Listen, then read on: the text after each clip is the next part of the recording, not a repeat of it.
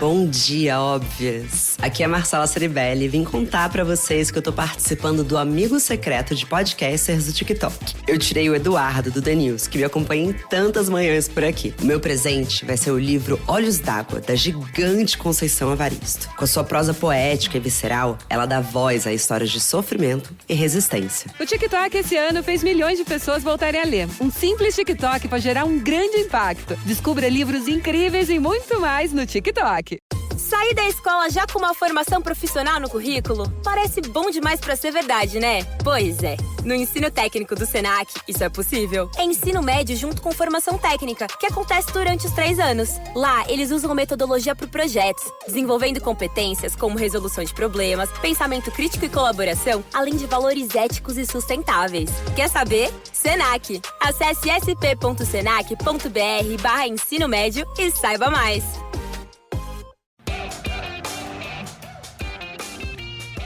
Hello and welcome to the Rock Your Voice podcast. Vocal coaching tips that will transform your voice, interviews that will inspire, industry guidance, and so much more. Without further ado, let's get on with the show. Hello and welcome to day 8 of the 12 days of vocal magic. Today we're talking about how to record vocals like a pro.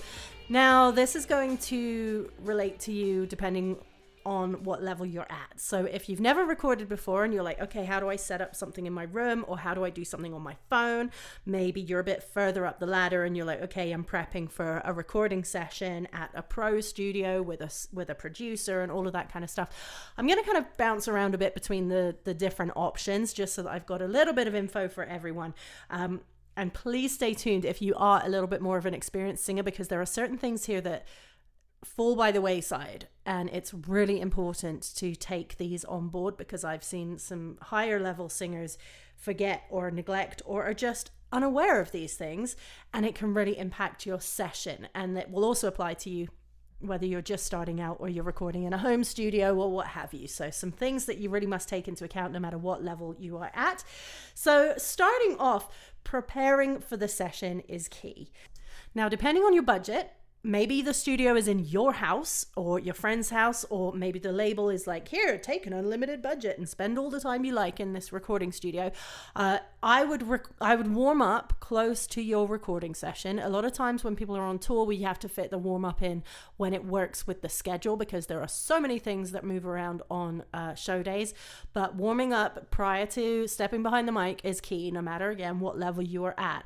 So if you are able to kind of fit it within the budget or the time in the studio, being mindful as well, you don't want to waste the time of the engineer or the producer or anyone like that. So if you can warm up ahead of time, whether that's with, say, a vocal producer or someone like myself, prior to everyone else kind of arriving or while they're setting everything up, that's your key time to warm up. Don't sit around in the studio socializing and being like chit chat while everyone's setting up and everything's going, and then everyone's ready to go, and then you're like, oh, can you walk me through a 20-minute warm up? And then it's kind of like, oh, well, now everyone else has to hang around, and you're paying for time. Maybe even paying for the session musician's time, paying for the engineer, paying for the producer, paying for the studio. So just be really mindful of all of that. Like, if you are paying for all of that stuff and it's not, if it's on your dime, warm up before you get to the studio. I often work with artists and will provide kind of like a pre-studio session and like a warm-up MP3 so that they can do it in the car on the way to the studio or something like that. So just be really mindful of that. Showing up at the studio, like I said, unless it's your studio or you have all the time in the world, please just warm up prior to that. And be really mindful of wasting other people's time. Even if you're paying them, they don't want to sit around and listen to you doing lip rolls for half an hour. So just like make sure you do that on your own time. Know the material and have a very clear idea of what you want to do. There's 2 different types of frustration in the studio for me. The person who has such a clear idea that you spend hours like really digging into that idea, which I think is fantastic. That's brilliant. I commend the artist that has this super clear idea and it's like, no, we need to do it again because it needs to be exactly like this, or this is the idea, this is the vision, this is what I really, really want, is great. This is why I'm not on the audio side of things, because my patience level is like, meh. I'm like, tell me what you want from your voice. Let's get it. Boom, done. So having that clear vision in mind is fantastic. And if it takes as long as it takes to get the vision that you want, if it is attainable, of course, we can't suddenly turn you into Mariah Carey if you sound like a frog, but we can, like, if things are attainable, please take the time to work towards it. Now, if you don't know what you want and you're standing in the booth just throwing stuff in the air hoping for the best, that's kind of a negative frustration, because that just means you're unprepared. You don't really kind of have an idea of what you want. Fair enough, like there's ad-libs and throwing in some cool things on the fly. Of course, please experiment, explore. Don't be afraid to do that. But don't walk in and be like, well, I'd like to throw in some harmonies here, but I have absolutely no idea where or how, or I've never sung harmony before and I haven't done any prep to do that. This is all something that I do work on with artists, is like, what's your track? Okay, let's figure out the harmonies, let's map it out, let's learn them, let's get you ready, so that you're just not spending thousands of dollars in a studio for time doing things that you could do at home. You don't need to be in the studio to work out things like harmonies, or work out things like, oh, actually I'd rather, do we double up the chorus here, or do we do something different here? Like, figure all of that out before you get anywhere near the studio, okay? You need your vision to be very, very clear before you go in. And just having an idea of goals, and maybe bring in your demos, bring in the raw takes of like, this is how I want it to be, and this is now where we're going to do the polished version, okay?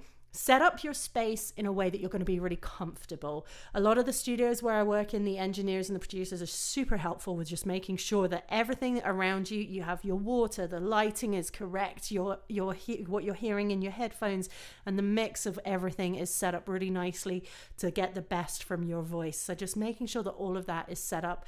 And like, again, I'm not an audio professional, but your producer or your engineer will help you find the microphone that is perfect for what you are looking for.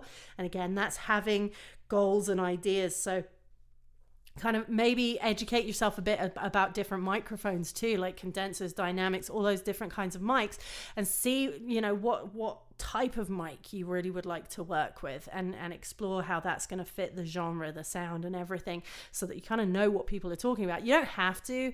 If you've got an engineer or a producer who is like, yeah, this is going to be the one, and you have no idea, trust them, ask them questions. Why? How? Can you explain? Like, don't be afraid to learn. No one's supposed to walk into the studio knowing absolutely everything, especially the first few times.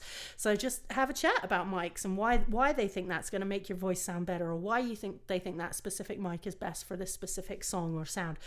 So yeah, and remember too, like, don't be, okay, we're going nerdy here, but maybe start a little running spreadsheet. If you are going to be hopping around from studio to studio, producer, like, write down what mics you have been using, so that maybe you want to keep consistency. So if you do go to a different studio, you can be like, this other song on my EP was recorded with this mic. Do you have this mic? And then maybe you will have a bit more consistency through your sound and everything.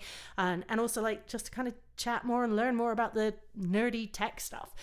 So yeah, be kind of aware of what mics you're using and why, and then make sure that you're really solid with your mic placement in studio. Studio performance is very different from live performance, so have a chat with a voice coach about it. Don't be afraid to ask your engineer, your producer, okay, whereabouts should I be standing? How should I be, if I'm going for a really big note, what should I be doing? Make sure that you're checking in on, like, all of those elements, because that's going to make the post-production stuff a lot easier to kind of clean up if you're not just blasting into a mic, being aware of kind of any of those pops. I mean, I do a lot of that here when I'm talking, because I just get talking and I'm not thinking about mic technique specifically, but being aware of things like pop, pop, pop, all of those P's, the plosives, and then when you're building up your voice, just make sure that, like, you turn your face a little bit to the side so that you're not blasting right into the microphone, but you're going a little bit to the side so that you're not deafening everyone. Having a think about all of that, and these are things that we can work through, again, like I said, prior to you going into the studio, so that you're not learning this while you're in there and not wasting your time and money in the studio. So being aware of that, being able to also connect to the song's emotion and not thinking solely about the technical perfection, and being used to the environment. It's hard when it's the first time, but being able to kind of switch into performance mode when you're by yourself in a booth is a very different kind of skill set. So you're not suddenly thinking, oh, everyone's in the control room listening to me, well, I've got to do my best, and putting that pressure on yourself. just really start thinking about getting into why you're there, the song, what the song means to you, your best vocal delivery, and just laying into it and using all the things that hopefully you have prepared for. Like you've done the back end work, you're preparing for it, and then you're ready to go. Also, something that a lot of people aren't aware of is that you can drop in and punch in on certain lines of a song. You don't have to sing a whole song from top to bottom. You can sing certain sections. So while we do want to work on really good breath control specifically for live, you want to be able to sing your song the best you can from top to bottom and have all your breath mapped out, have all your power mapped out, and exactly what you're doing from top to bottom.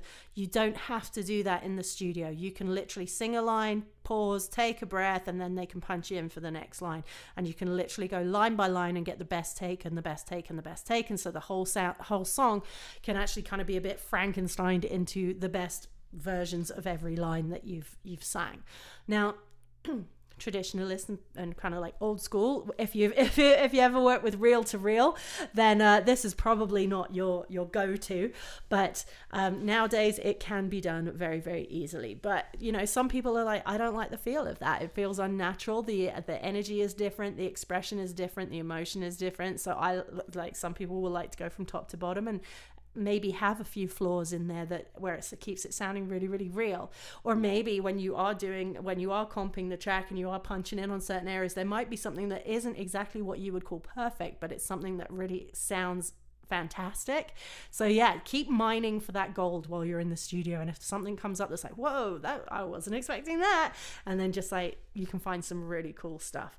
So just make sure as well that you do some breath work prior, just to keep yourself really nice and relaxed, really chill.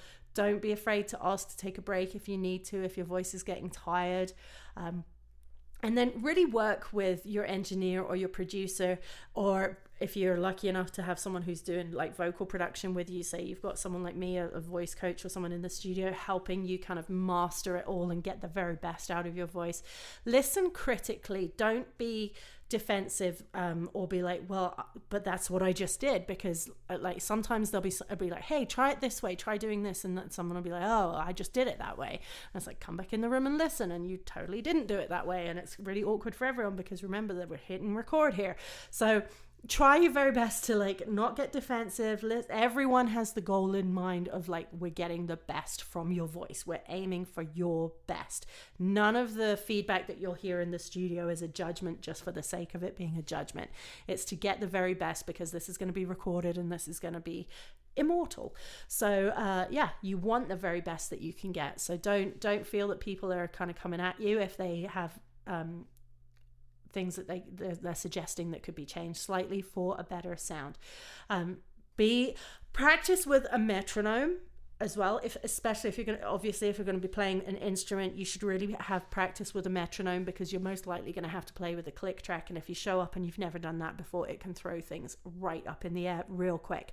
So try practicing with a metronome. This is also going to improve your live performances for sure, and also it's going to really help you lock in your breath work from a singing perspective. So try that for sure. Try working with a metronome. There's many other things that I have written down. I've got like a little guide to studio etiquette, what to prepare for, how to prepare, what to bring, what not to bring. For example, your entourage. No one cares about that. We want to get your singing done. We don't care that cool people and they're just going to pack in the studio and be a really big distraction for the day. So yeah, I have a whole thing about that. If you're interested, I'm going to put a thing on Instagram at Rocket Vocal Studios. So comment on the link in the thing and I'll send it directly to you. It is for sale, but I'll send it to you directly if you head over to my Instagram and send me a little note, and I'll make sure I send it to you. Other than that, I will put the link for it if you do want to purchase it. But let's keep in touch. Let me know if you're going into the studio, if you need any help, if you need a pre-recording session, we can go through everything together, make sure that you're ready to rock, and I can put together a little MP3 warm-up specific for the song that you're going to be doing or specific to the session that you're going to be doing. Let me know if you need any help. You can email the studio, info@rocketcalgary.com. That's ROCKITCALGARY.com, and I will put links in the show notes. One other thing, if you are recording on your phone just to kind of hear back, or if you're recording some sort of some notes for song ideas and stuff, and you're listening back on your phone, please don't judge yourself. If you think it sounds crappy on your phone, it probably does because you're recording on a cell phone. Okay, get yourself into a real studio, have a listen back, and you're gonna be so happy if you've got a good engineer, or if you've got a great studio set up with a good mic and everything's done properly. You'll be thrilled with what you create. Okay, but if you're not happy with how you sound on a cell phone because it's just quality wise you just sound a bit shitty, then please don't judge that. You're not using proper equipment. You're a pro singer using meh equipment to listen to yourself. Great for voice notes, great if you have a melodic idea or a lyrical idea and you just want to throw it down. It is not for judgment. You can record yourself on your phone if you want to practice and be like, was I completely off here? Was I flat? Was I sharp? Are things going completely wonky? What do I need to improve? For sure. But don't use that as a reference for like, this is what I will sound like when I record, so I'm not going to bother recording, because it's not what you will sound like. Okay, let me know if you have any questions. I hope you have fun in the studio. Studio sessions are my fave, so if you ever need any guidance or any help or want someone in studio with you for some vocal production, vocal guidance, please reach out, and I will be back with very more very soon. Have a good one. Thank you so much for joining me for the 12 days of vocal magic. Now the new year is just around the corner, and with that I have new vocal programs just for you. I'm super excited. The VIP program is kicking off again in January. I only open the doors to this twice a year, and VIP is all about voice, industry, and performance. Now we've got the Emerging Artist program kicking off. It's 8 weeks of live training with me, and we cover things like songwriting, marketing, branding yourself as an artist, copyrights and royalties, registering, streaming, releasing new music, pitching for gigs, media prep, all of the things that you need to know as an independent emerging artist. So if you are just taking the journey from hobby singer into emerging artist, this is the course for you. I will put the links in the show notes. Now also, if you're just starting out, I have the beginner singer VIP course as well. That one is going to take you from the shower to the stage in no time. So whether you just want to learn how your voice works, how to get the best from your voice and have confidence in it, or if you do want to start doing things like open mics, getting on stage, singing karaoke with even more confidence, this is for you.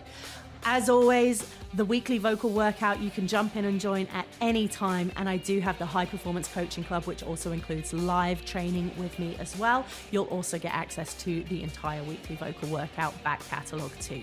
So check it all out. The links are below. Enjoy, and I'll see you again tomorrow.